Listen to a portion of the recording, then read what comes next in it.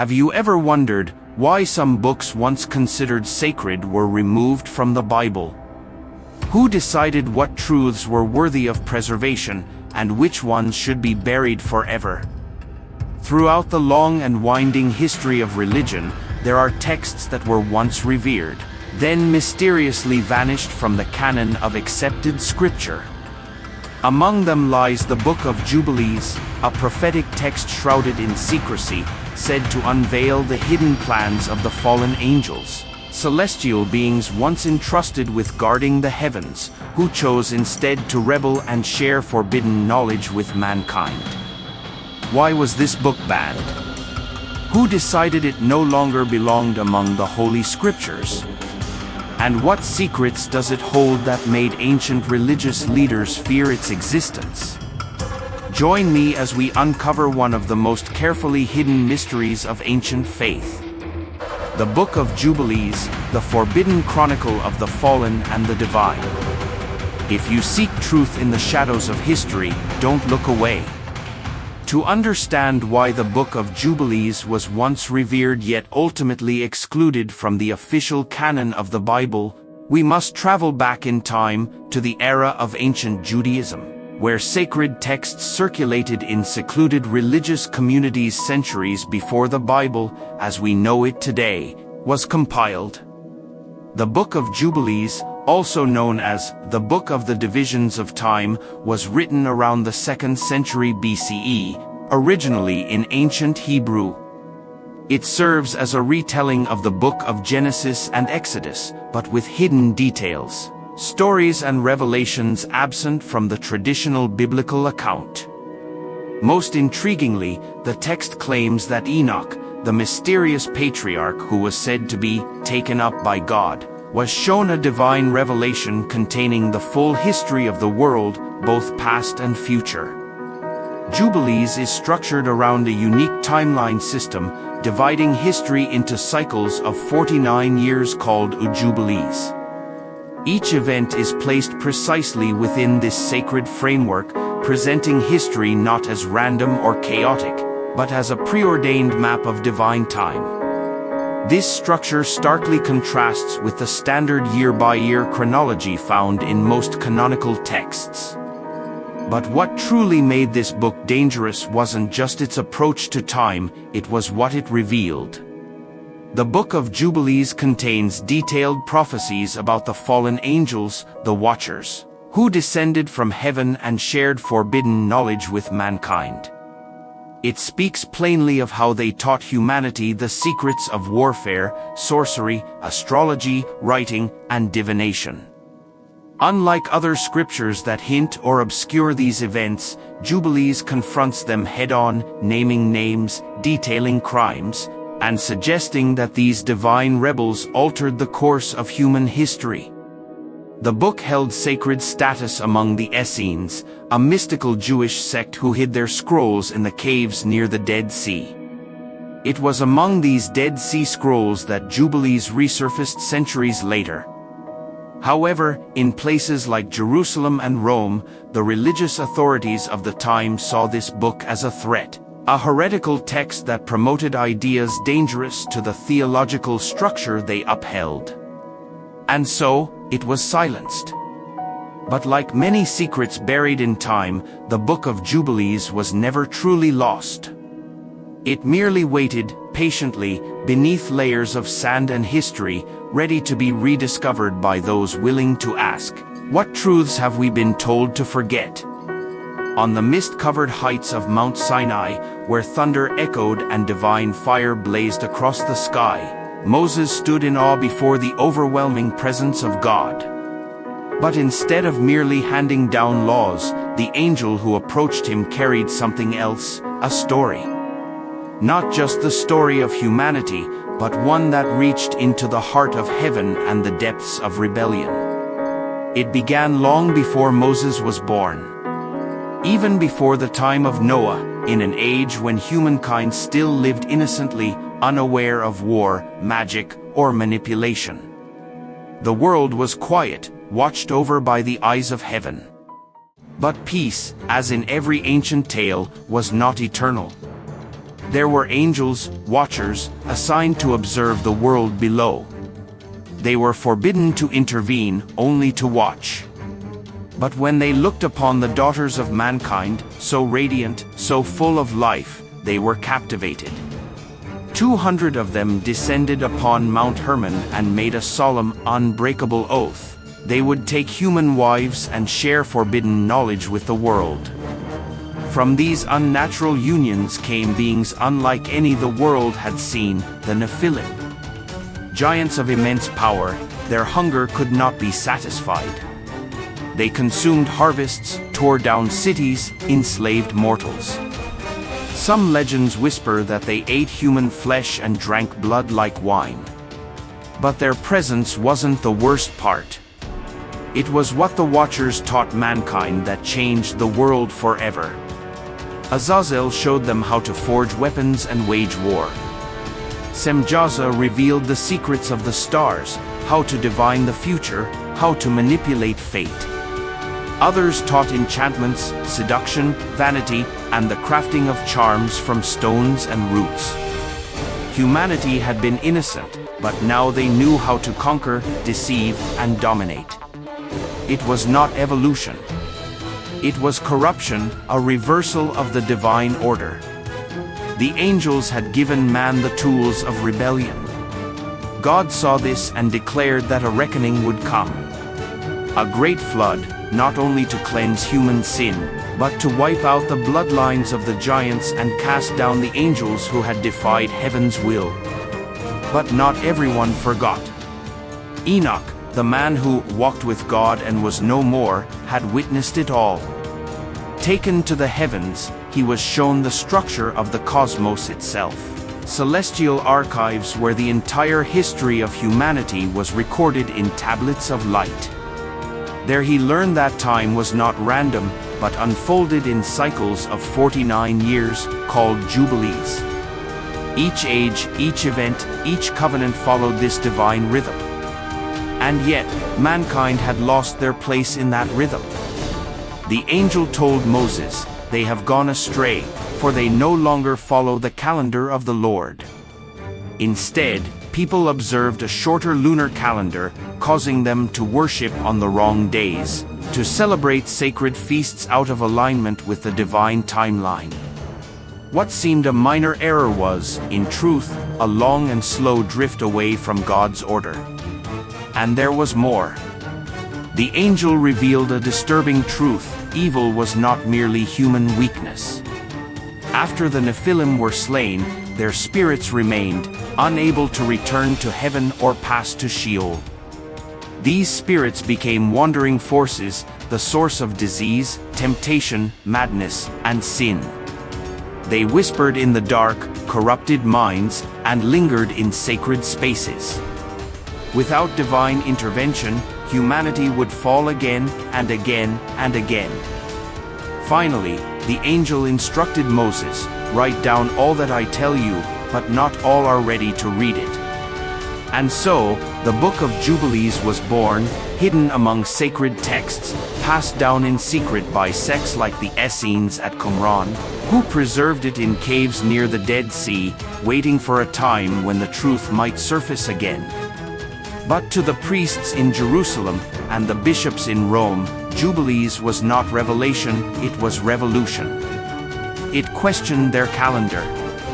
It undermined their rituals. It revealed a cosmic war they refused to acknowledge. And like all dangerous truths, it was silenced, banned, hidden, removed from the canon. Yet prophecy does not die. It only sleeps, waiting for someone brave or curious enough to uncover it. They say truth is powerful. But sometimes, truth is also dangerous. For centuries, the Book of Jubilees remained shrouded in silence.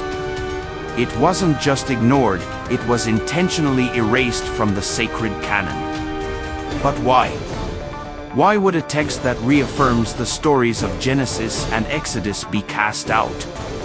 Why was it cherished by certain ancient sects but condemned by religious authorities? To understand, we must step into the minds of the ancient religious elite, not as conspirators, but as guardians of order? In their eyes, the Book of Jubilees wasn't simply another scripture, it was an existential threat. At first glance, the Book of Jubilees may appear harmless, a spiritual commentary on Genesis. But beneath that surface lies a parallel theological system, one that directly contradicts the practices, calendars, and even the cosmic worldview of the priesthood in Jerusalem and, later, the Christian Church. The first and perhaps most dangerous element is its calendar. The angel who reveals the contents of the book insists that God's true calendar has 364 days, not 354 lunar or 365 solar. And that any deviation from it causes the sacred festivals, Passover, the Day of Atonement, the Sabbaths, to fall out of sync with divine will. If that were true, it would mean that the official temple rituals, the very rhythm of Jewish spiritual life, had been corrupted. For those in power, this wasn't just theological criticism, it was accusation of systemic apostasy. No wonder they wanted the book gone. In mainstream theology, evil is often seen as something born of human free will. But Jubilees presents a cosmic explanation. Evil exists not only because humans sin, but because fallen angels unleashed it. According to the book, the spirits of the Nephilim, giants born of watchers and women, became the source of evil on earth. These spirits still roam the world, invisible yet active, whispering temptation, causing madness, leading souls astray. This idea turns our traditional concept of sin on its head. If evil is an external, supernatural force that predates us, what does that say about free will? About justice? About responsibility? For many religious leaders, such concepts were simply too chaotic, too uncontainable, too difficult to explain from a pulpit. Safer, perhaps, to portray sin as a human failure and leave the fallen angels out of it entirely. The Book of Jubilees doesn't just retell scripture, it adds detail, names names, and makes the invisible visible. It asserts that angels taught sorcery, war, and vanity. That spirits of the dead can still influence the living. That time is sacred and most humans are now living outside it. That God's plan was revealed fully to Moses, but much was hidden from the public. If even a fraction of this were true, then what else might the church or temple have left out? What else was considered too dangerous for the masses? In this light, the Book of Jubilees becomes less a devotional text and more like a classified file from heaven. The kind of file you lock away in a vault, never meant to be opened. During the centuries leading up to the formation of the Hebrew Bible, Tanakh, various factions within Judaism competed to define orthodoxy. The Pharisees, Sadducees, and Essenes often disagreed bitterly on law, purity, prophecy, and which books were truly inspired. The Essenes, who preserved Jubilees in the Dead Sea Scrolls, believed in angelic hierarchies, spiritual warfare, and cosmic destiny. But their mystical, apocalyptic vision stood in stark contrast to the more pragmatic, legalistic view of the Pharisees and the temple elite. As the temple system consolidated control, books that aligned with the Essene worldview were purged. Jubilees didn't just fail to make the cut, it was buried deliberately. Later, as Christianity emerged, the early church fathers faced their own battles against heresy, paganism, and division. In this era, the Book of Jubilees was considered too Jewish, too esoteric, too dangerous to include in the New Testament canon. And so again, it vanished. Quietly. Strategically. Even though the Book of Jubilees was excluded from most versions of the Bible, it never fully disappeared. It survived in Ethiopian Christianity, where it is still considered canonical today. Its teachings influenced later apocalyptic literature, including the Book of Enoch, and possibly even the New Testament's concept of demonic spirits. Its themes, cosmic rebellion, divine calendars, and hidden knowledge, can be felt in the Gnostic Gospels, in medieval mysticism, and even in modern conspiracy theories. The questions it raises refuse to die. What if human suffering has celestial roots? What if entire belief systems are built on incomplete truths? And what if someone, long ago, tried to tell us, but their voice was silenced? Perhaps the Book of Jubilees was never meant for the masses, not because its content was false, but because it was too true. It tells a story where angels rebel not just by falling in lust, but by teaching humanity the very tools of civilization. It suggests that the flow of time itself has been hijacked. And it implies that humanity is caught in the crossfire of a war we were never supposed to know about. Seen this way, Jubilees isn't just an ancient text, it's a time capsule. A warning. A revelation buried not by enemies of truth, but by those trying to protect it from exploding. And now, centuries later, we've dug it up. Though the Book of Jubilees was hidden from the mainstream, its message didn't die. Like a whisper in the dark corridors of religious history, it echoed across centuries, influencing not just theology, but how people viewed time, evil, and the unseen battles that shape our world. For those who read it, those who preserved it in clay jars, copied it by candlelight, and passed it down in secret, Jubilees was more than scripture. It was revelation. Not revelation of what we can see, but of what lies beneath. One of the most subtle, yet far-reaching, impacts of the book lies in its vision of time. By presenting a 364-day calendar as the true divine structure, Jubilees created a crack in the foundation of religious cycles. To this day, some scholars and sects question whether the festivals we honor are truly in alignment with ancient divine intentions. Groups like the Essenes and later movements inspired by them believe that to live outside God's appointed times is to step out of sacred alignment, to drift spiritually, even unknowingly. Modern religious debates around calendar reform and liturgical authenticity still find their roots in Jubilees, even if many no longer name it directly. Another lasting impact is how we perceive evil itself.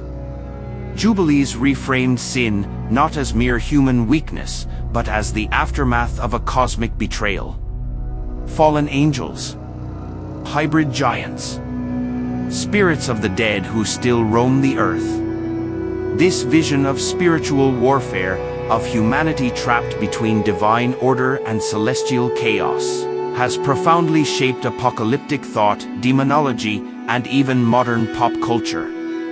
From medieval grimoires to films and novels, the idea that evil is ancient, intelligent, and inherited finds one of its earliest and clearest roots in Jubilees.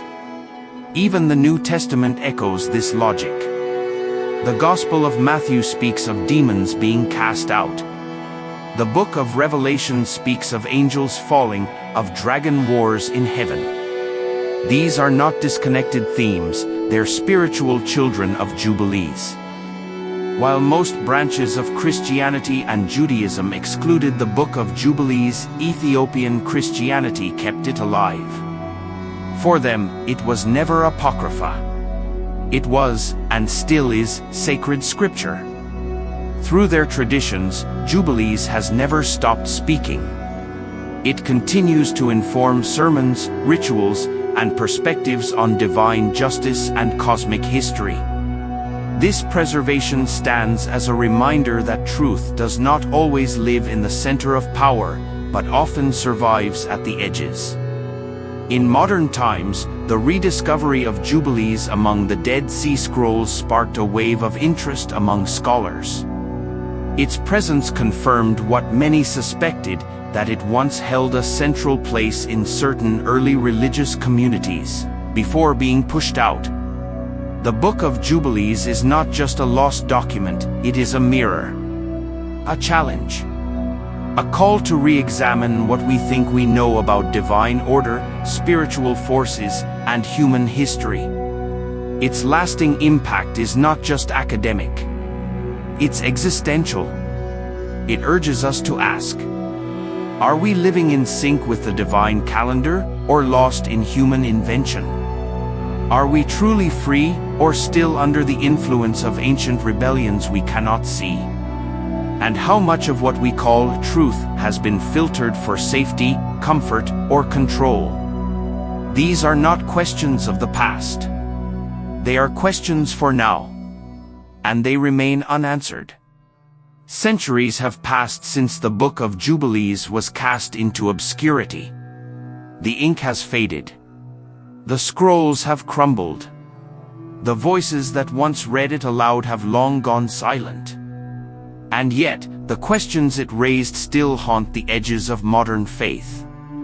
In an age where we possess more knowledge than ever, and yet are spiritually more fractured than perhaps any time before, ancient secrets whisper louder than modern noise.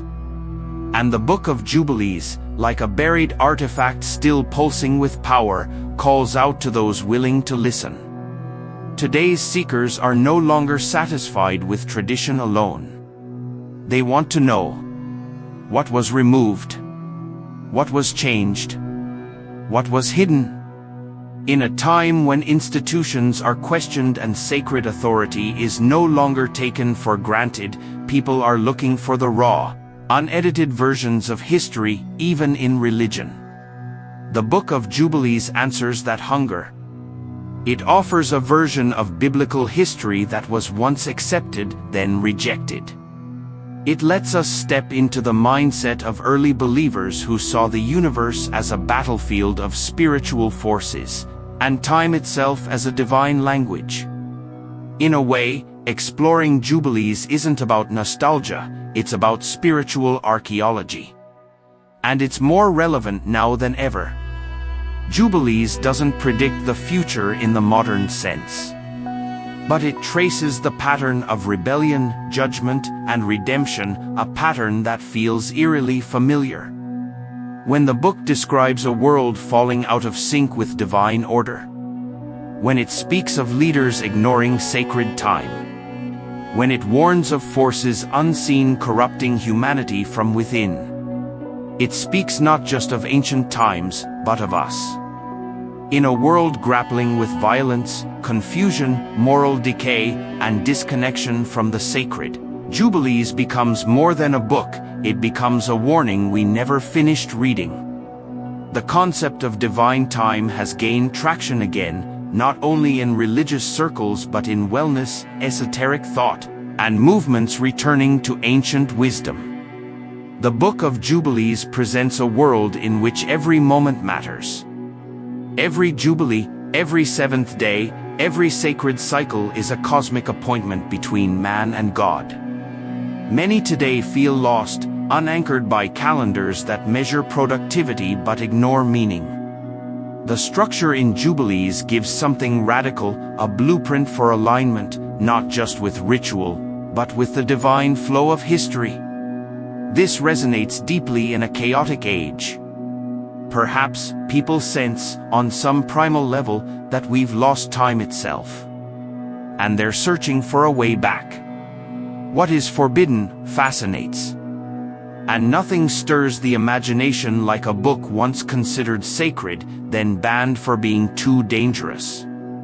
Jubilees sits beside texts like the Book of Enoch, the Gospel of Thomas, the Apocalypse of Peter, writings that make us question not only what we know, but why we were never meant to know it.